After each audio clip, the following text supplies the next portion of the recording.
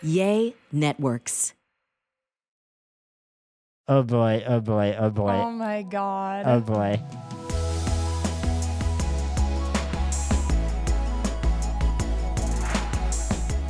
Welcome back to Sacred Mayhem. It's a big, big, big day. And we're not over-exaggerating. We have our first guest today. We have our first special guest. That isn't our parents. It's not a parent. No offense to our family members, but this is our first outside of the family real special guest. It is none other than Rainn Wilson, also known as Dwight from The Office, and many other projects on TV and Broadway, and he's a writer, as we'll talk about. I'm going to read a bio, Shane. You don't need to give a bio yet. I have a whole bio. But the character Dwight on The Office, and The Office in general, is very important to us. Our favorite TV show of all time. Like, we venerate it. Yeah. And I think we're a little bit nervous. I'm terrified. I'm absolutely terrified. Shane's not so terrified. Shane doesn't really get scared about anything. Like, you're mildly nervous? I'm feeling a little bit sweaty. Your hands are a tiny bit sweatier than normal. Not very new, but I don't want to embarrass ourselves. And Rainn has written this profound book on spirituality that we'll talk about with him. Yeah. But I don't want to be like, hey there, That's exactly what we're gonna do. Yeah, I don't know, but we're gonna talk about religion and spirituality and love, because the fact that he brought us together. Rainn's the reason that Hannah and I are together. Yes, his YouTube channel and media company Soul Pancake is who made the video about Shane that I saw that brought us together. So it's a big deal. So I think we should take a real quick break. Yep. I'm going to shower really fast.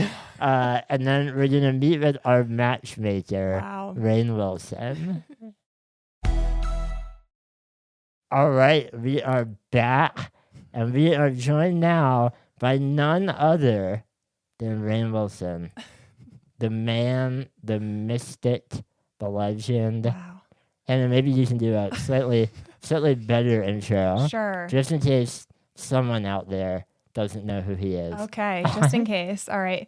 Rainn Wilson is a 3-time Emmy-nominated actor, best known for his role as Dwight Schrute on NBC's The Office. Besides his many other roles on stage and screen, he is the co-founder of the media company Soul Pancake and host of Rainn Wilson and the Geography of Bliss on Peacock. Rainn is the author of The Bassoon King, My Life in Art, Faith, and Idiocy, as well as the co-author of Soul Pancake, Chew on Life's Big Questions, a New York Times bestseller. He lives in Oregon and California with his family and a lot of animals. Rainn Wilson, welcome to Junkyard Mayhem. I'm so happy to be on the show. This is so exciting. I don't even, what are we going to talk about? There's so much to talk about. Hannah, if you so little time. If you could lift up what's in your lap there, one of the things that we'll be talking about, Rainn's new book, Soul Boom, that Hannah and I have devoured over the last week. Absolutely loved. So props to you for writing a great book. Yeah. Before we dive into the book and kind of the heavier topics, we have to talk about the elephant in the room, and that is the fact that you, Rainn, are the reason that Hannah and I are married and know each other. Yay! That's so cool and so beautiful. It's ridiculous. So, I was thinking about all alone at the end of the evening, and the bright lights have faded to blue. I was thinking about a woman who might have loved me, but I never knew. For some reason, I felt compelled to sing "Take It to the Limit" by Eagles. Yeah, I mean, when the moment's right, you have to. You just got to let it rip, little Don Henley. Hey, how did that happen again? I know you told me, and I know that I produced videos that you were in on Soul Pancake, and Hannah saw you on Soul Pancake, but how how else? Yes. So that do you want me to Yeah. give the I mean, that's it the in a backstory? nutshell. Yeah. Basically, I saw that video that you made about Shane. She was overcome by my I charm, was smitten, apparently. my, good looks, Okay. everything, And the whole package. I reached out to Shane through his blog that was linked there, and we began talking. We FaceTimed the next day. I, at this point, lived in Minnesota. He lived in Pennsylvania. There was no way we would have met. And within days, probably within hours, we were like, oh, this is probably it. Well, we were like, oh shit, because there were 1,000 miles between us, and there was just this palpable connection. Yeah. And we were like, oh, like this is love. And horribly inconvenient. This is inconvenient. Yeah. What, like? Wait, now I have to put in another song. 'Cause I would roll 1,000 miles and I would roll 1,000 more. Yep. That's Did you roll basically- 1,000 miles to be with Hannah? I in Couple the of times. in the long run, yeah, I did. But Hannah and I like hit it off over FaceTime, like she was saying. I think like 2 weeks in, we were like telling each other that we loved each other because Yeah. it felt, and that felt crazy as well. That's the kind of thing that you tell or you don't tell your friends and family because they would be like, That's still much. pump the brakes there. But we were right. And we I hadn't mean, met in person yet, but we were right. And then we met in person a month in. Yes, Hannah flew Oh, to visit me in that's so Pennsylvania. gorgeous. Yeah. And it's all because of the videos that you made. I know. All right, so thank you. Yeah. Thank you. Well, it's such an honor and a privilege, and I'm so thrilled for you guys. And you're one of America's great love stories, and I love that I played a tiny, tiny part in it. We wouldn't be here if not for you. So Mhm. I thought, before we dive into some of the topics in your new book, since we're, a lot of what Hannah and I talk about is our relationship and helping to normalize, interabled relationships like ours. So because you are our matchmaker, we thought we begin on the topic of relationships. And maybe would you mind sharing an awkward or cringy date that you have been on in your life? Oh my God. Seriously? So many. Oh my God. Oh my God. Here's one. This is so cringy. You guys are gonna cringe. You're gonna cringe up. It's like being in a bathtub for an hour. You're gonna wrinkle up. You're gonna pucker up. Yeah. Oh my God, it was awful. So I was a sophomore in college at the University of Washington, and there was a very attractive young woman who was a friend of a friend, and she kind of dug me, and I kind of dug her. And one thing I liked to do, because I was a very self-serious young artist, is I like to go to the repertory movie theaters and watch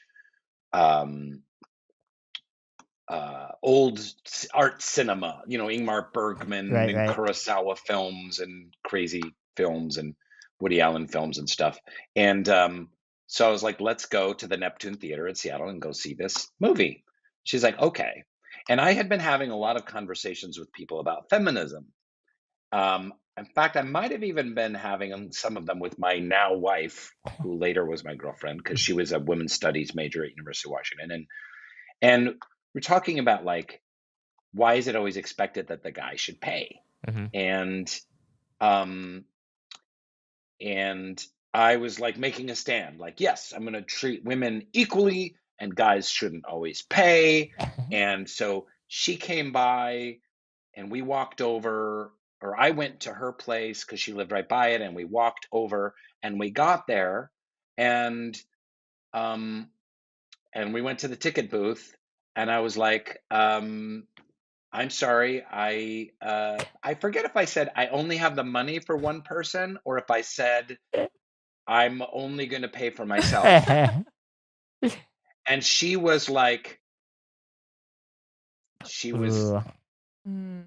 her blood curdled, and she was like, oh no, no. The worst No, possible thing you could have said. Not good. And so we went back to her house, got $6.50 or whatever it was. It went back, and then she bought her ticket, and I bought my ticket. We went, and that was it. We never spoke or saw each other again. And she was pretty attractive. There could have been some. I don't think we were suited for each other, but we might have been suited for some fun times in the Love Palace. Oh, yes. But no, because you forgot your money, so Yeah. that's a I bummer. didn't forget it. I was very conscious about I'm not doing that. But it was really stupid and immature, and but I spent much of my life being stupid and immature. That actually leads me into my next question. You mentioned in your new book a few times, how your wife has just been amazingly supportive of you, especially in some of the harder moments throughout your life. What do you think the ingredients of a great relationship are? Oh boy. That's a hard one to answer and a great question. Too. Yeah. So my wife and I have been through a lot. We've had a lot of ups and downs. We've been together for 30 years. And so we grew up together, Yeah. and we also had we were broke together for most of our relationship. It was like literally month to month. In fact, maybe even a year before The Office was on the air, I was having to put my rent on credit cards.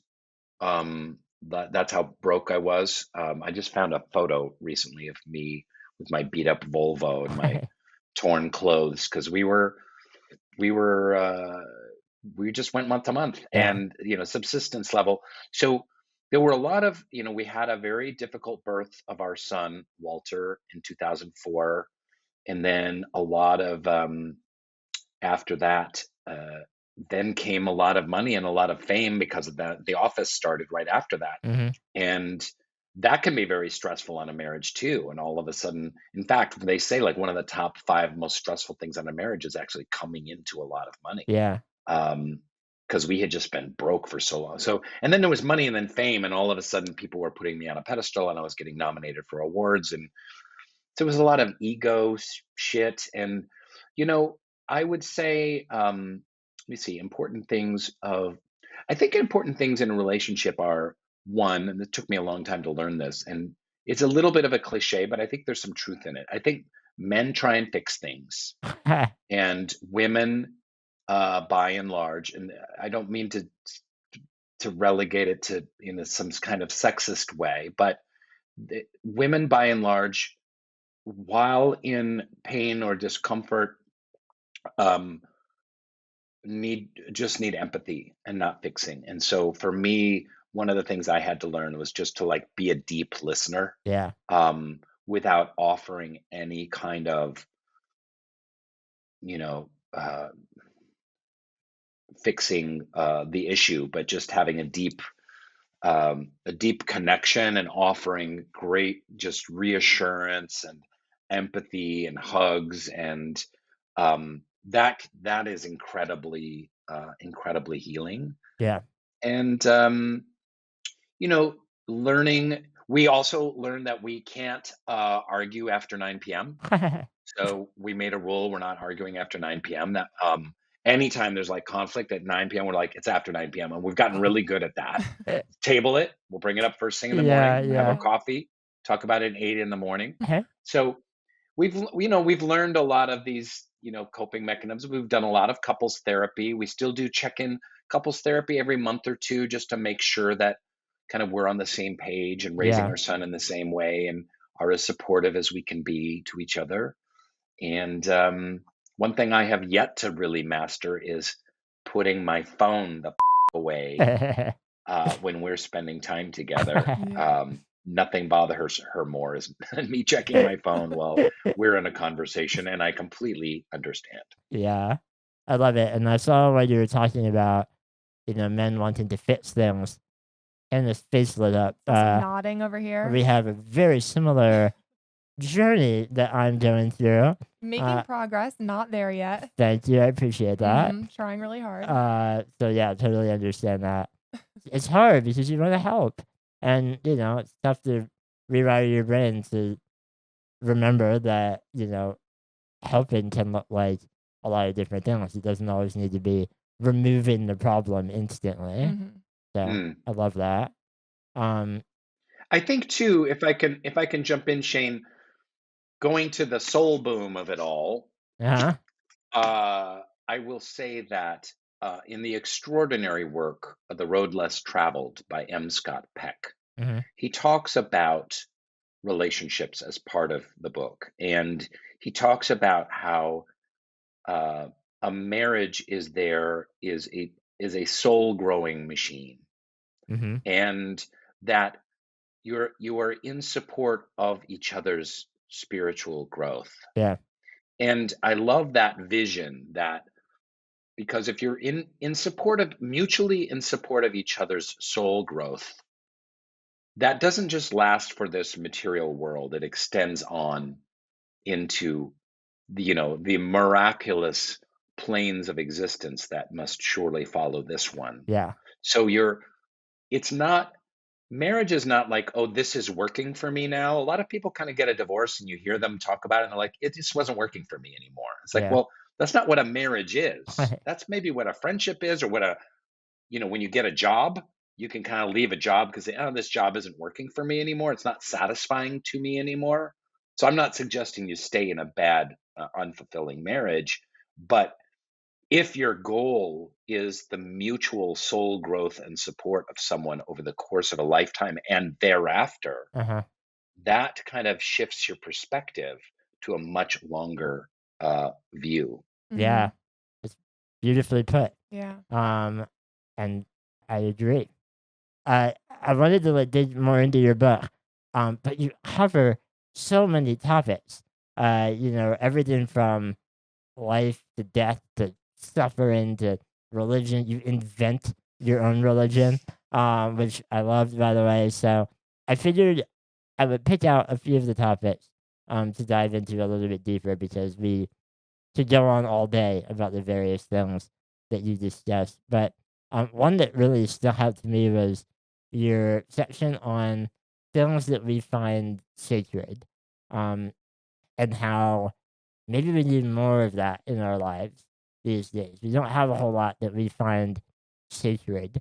Something that Hannah and we talked about this, and we find the convergence of factors that led to our meeting, which you're involved in, to be sacred. Like there is no way that we should have met, but we did. Life worked out that way, and it feels. Even though I don't like to say, like the universe had it all planned out, but like it feels like that. So that is something that we find sacred. I was hoping that you could maybe talk a little bit more about the idea of sacredness and maybe what you find sacred in your life and why we need more of it. Thank you so much. Yeah, I have a chapter called The Sacred Pilgrims where I talk about this religious pilgrimage that I did. I'm a member of the Baha'i faith, and I took a spiritual and religious pilgrimage to the Baha'i Holy Land in Israel. And every day we were so concerned with and focused on the holiness of where we were going and why we were going there. Mhm. So when you go to the tomb of the prophet founder of the Baha'i faith, which is the most holy spot, it's a gorgeous garden and beautiful buildings and filled with trees and verdure and flora and fauna, and it's touching to the heart as you're in prayer and meditation and connecting with nature. And that's this is day after day after day. And then I come back to Los Angeles and everything is like, oh, I gotta eat half this sandwich now and I gotta jump into traffic, and oh, this is late. Oh, I missed that Zoom meeting, or someone's text, I gotta text them back, and I didn't pay this bill. And you can just live day after day after day after day in that kind of mode. And I really was missing the sacred. And it's like, why have we as a culture negated the sacred so much from our lives? What is sacred has been a part of humanity's kind of journey and interactivity for millennia. And it's only really in the modern world that we have desacralized. That's a word. Look it up, Shane. Sounds very inappropriate. We've desacralized. I desacralized my neighbor's dog. No, the life itself. Everything is a commodity. It's for profit. It's for convenience. And how do we find and nurture and cultivate the sacred? Now, can this be a place? Yes. For me, like, I have this prayer bench and meditation bench right outside this window here that this morning I didn't, but most mornings I take, 20 minutes to kind of get centered. Mm-hmm. And that's kind of a sacred space for me. I write in the book about how the restaurant where my wife and I had our first date, even though it's just on a busy street in Seattle, this Thai restaurant called Sea Thai, Mm-hmm. that's kind of a sacred place for us because that was our very first date. And so places can be sacred, but also activities can be sacred, like a pancake breakfast with your kid can be sacred. Yeah. And certainly connection with nature and uh, and relationships, but we need to carve out space and make time and journal about it, write about it, think about it, and talk to our families about what is sacred, what can we make sacred. And that goes back to like me with the phone. Like, time with my wife is sacred, and I desacralize it when I pull out my phone and check for messages Yeah. when she's talking. And I think that's really what she's going for. And I give a lot of examples in the book, but it's just an important conversation that we're not having culturally. Yeah. And I think it can start on an individual level and on a family level and grow from there. Yeah. Absolutely. Hannah, what do you find sacred? I mean, I think for me, it's like nature. Yeah. Not that I don't find our relationship sacred. Thanks. I was hoping for me. But Yeah, no, you too. But no, definitely, I think I feel that most like outside. yeah, we definitely love a good, day in the wild where we put our phones away and just Yeah. focus on experiencing it. Okay. Yes, but we we culturally, I think a lot of people feel that way. And yet we have some beautiful natural parks, but culturally we're not doing a whole lot to preserve this beautiful nature that we love so much. Yeah, very So true.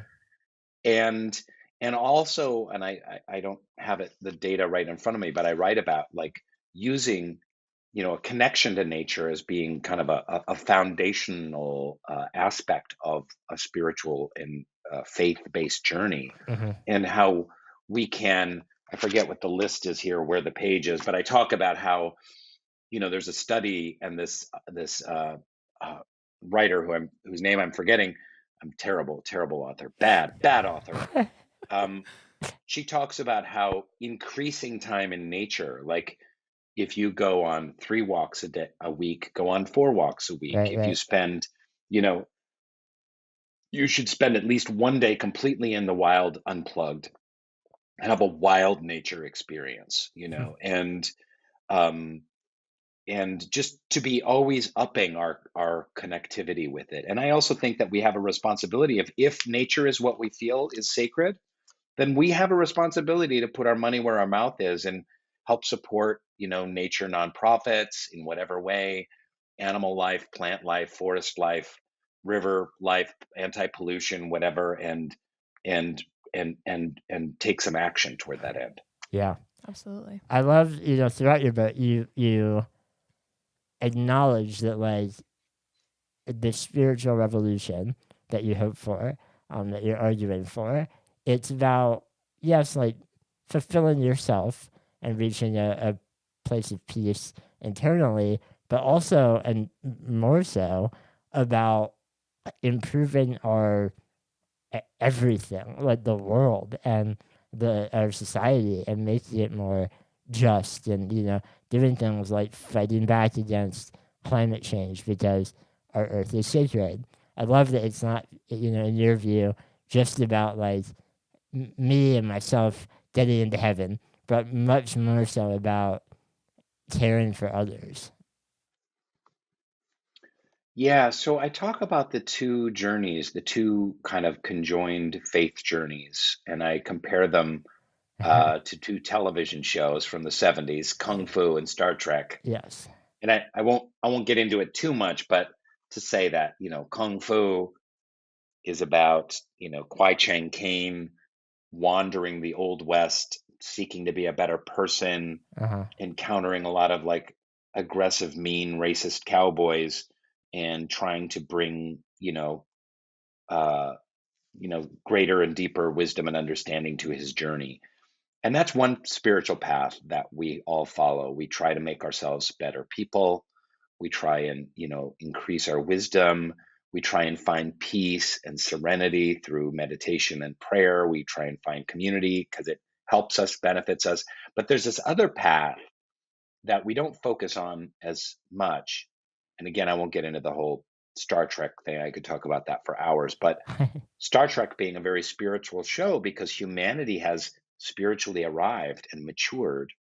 We've eliminated racism and income inequality and many other injustices. So then we're able to go into outer space, right? And this is part of our spiritual journey is to help make the world a better place and to help raise up people to fight injustice, to bring kind of love and create community, and to, in whatever way, you don't have to be an actor or a world famous podcasting couple such as yourselves. But whatever, you're a bus driver or a school teacher, whomever you are, creating community, making the world better, adding to it, seeing yourself as a world citizen that is engaged in the process of uplifting others is part of our spiritual journey that is often neglected. And the spiritual revolution that I talk about in the book is really centered around that. Like, what is the work that we can do besides kind of giving ourselves eliminating our anxiety and finding increased serenity through a spiritual practice?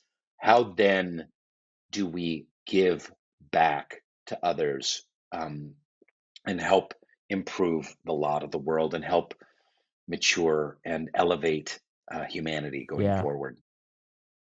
It's a wonderful idea. It feels like when you look at the world and all the issues that we're facing right now, we needed that. We need more of that, taking care of each other and less isolation. All right, we want to be respectful of your time, and we felt like this has been an amazing conversation, but we have one more question. Yeah. Kind of inspired by the fact that we have our own book deadline rapidly approaching, and there's no chance in hell that we're going to meet it. But this book that you've written, I've said this a little bit, but you really cover some of the biggest topics and the heaviest topics that we grapple with as human beings. So, while you were writing it, were there ever moments where you were just overwhelmed or like, this is too big? And if so, like, how did you work through that? Please give us advice. Oh my goodness. Well, yes, thank you. I've written a few books. The Soul Pancake book was a team effort, so that wasn't that hard. And then I wrote my memoir, The Bassoon King, which wasn't that hard either because it was just my life story, and it's Yeah. just kind of like break it up into chapters and it's chronological and make it funny and make it interesting. So that's not that hard. But this one was tricky because you're right. I tackled God and death and consciousness and the sacred and the holy and the purpose of religion and spiritual journeys and social transformation. There's a lot of big ticket items, and it really was a COVID project for me, and it took me about 3 years of writing. Yeah. Part of it with writing is like writing is so hard, but part of it is just so simple, and it's just sit your ass down. Yeah. Shane, that's easy for you. Just Sit your ass down from whatever your hours are. You've got to do like 2 to 3 hours at least 3 or 4 days a week. mhm. And if it's for me, it's like 9:30 to 12 or 12:30. And this is where I wrote most of it. Like just sit down and just start writing some sentences. Uh-huh. And just if you can write 500, 1,000 words, 1,500 words in each of those sessions, like it's like dental work, and it's painful and awful, but believe it or not, then after several weeks or a month or two or something like that, you're like, wow, I've got a lot of stuff here. And so part of it is really quite that simple. But, when I was finishing my book, I wrote a last chapter called Seven Pillars for a Spiritual Revolution, because I had finished the book from my outline, Hmm. and I was like, I'm not done. Like, this is not working. It's too dark. It's too depressing. I need to end uplifting. I need to give people tools and positive ideas that they can hang on to and use moving forward to enact their own spiritual revolution. Yeah.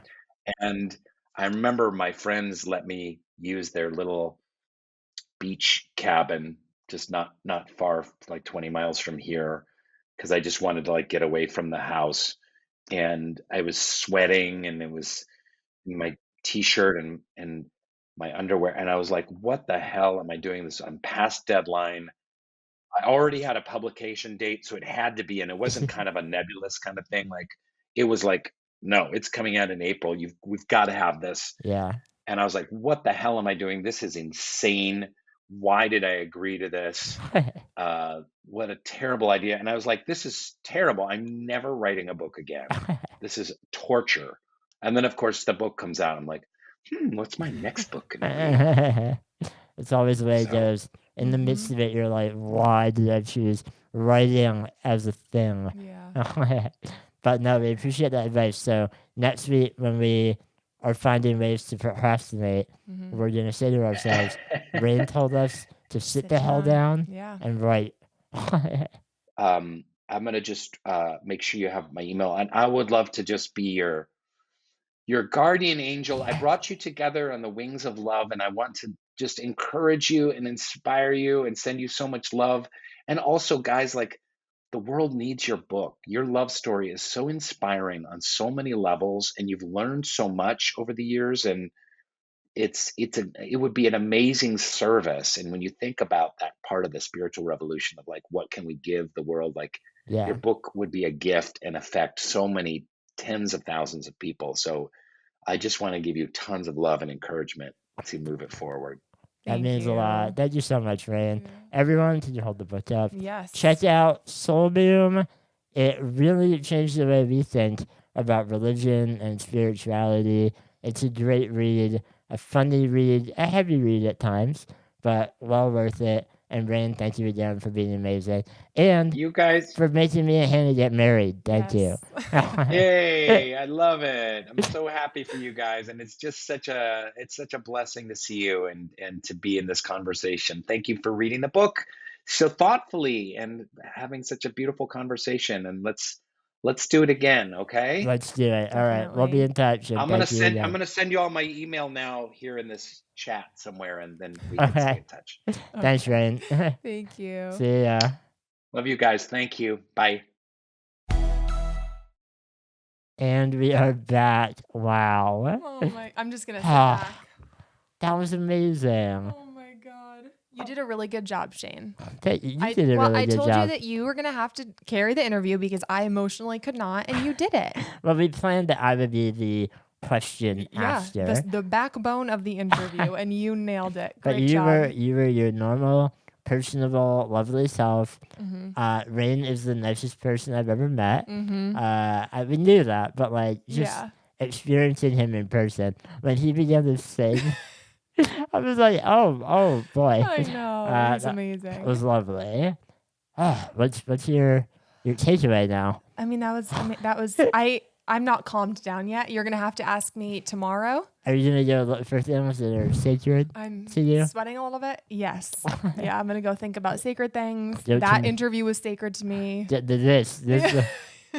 You are, Rainn. That's what I should have said. If you're interested in getting Rainn's new book or any of his books, we're gonna put links for that below. Yes. Highly recommend. He is just as insightful as he is funny. Yeah. And those two things go really well in a book about spirituality. Aw. So thank you again to Rainn. Yeah, we're gonna link his Instagram below. Yes. Give him all the love, all the follows. Yeah, and go watch his new show on Peacock. Oh yeah. We're just really the Rainn salesman right I know, now. all of that stuff. We really like you, Rainn. But everyone, thank you for watching. Yes. If you enjoyed the podcast, Oh, please like, review, subscribe, leave a comment, all of that stuff. And it's a junkyard out there. And I think Dwight from the no, I was running towards us. Oh, jeez. Okay, we have to go. All right, bye.